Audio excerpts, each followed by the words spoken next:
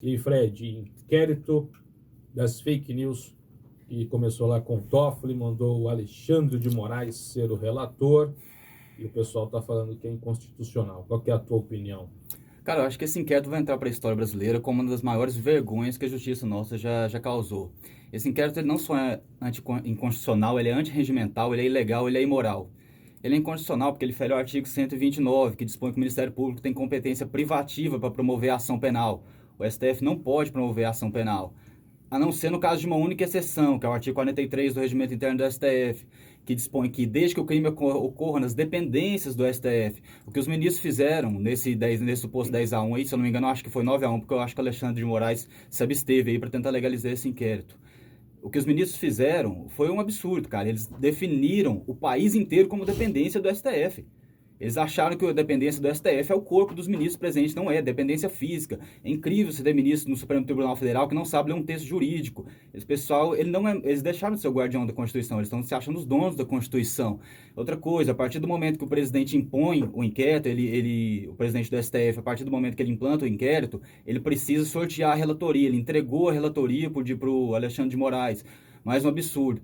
E para completar, para ver que ele é ilegal mesmo, não tem objeto definido no inquérito. O inquérito está investigando tudo.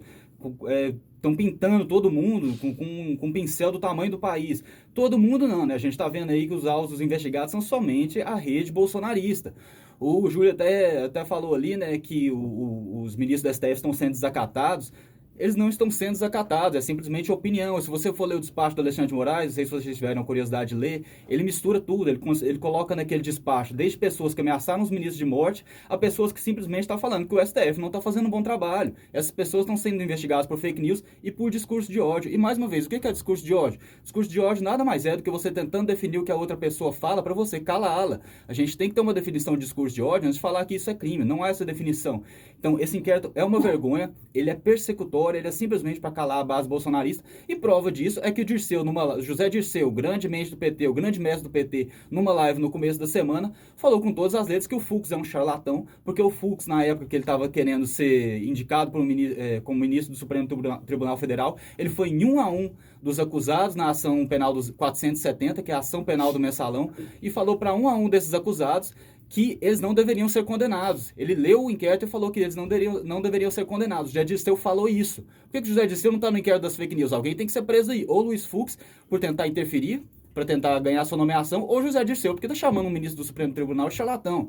Então, aqui ficou claro, é uma perseguição política. O voto do Marco Aurélio de Mello foi cirúrgico. Você vê que nem o Marco Aurélio de Mello se prestou a isso, né? Se prestou a coadunar com esse tipo de absurdo, com esse tipo de inquérito. Ele sabe da ilegalidade daquilo ali. E ele falou que ele é um inquérito natimorto. E não por acaso foi a mesma opinião da então Procuradora-Geral da República, Raquel Dodge, na época da abertura desse inquérito. Falou, esse inquérito não vale nada. As provas que estão sendo geradas nele não valem nada. O simples fato dos ministros se reunirem e decidirem que... claramente decidiram a seu favor. Os ministros estão julgando a favor deles. Não torne esse inquérito menos imoral, não torne ele menos inconstitucional. Está claro ali que os ministros que estão lá não sabem ler um texto jurídico básico.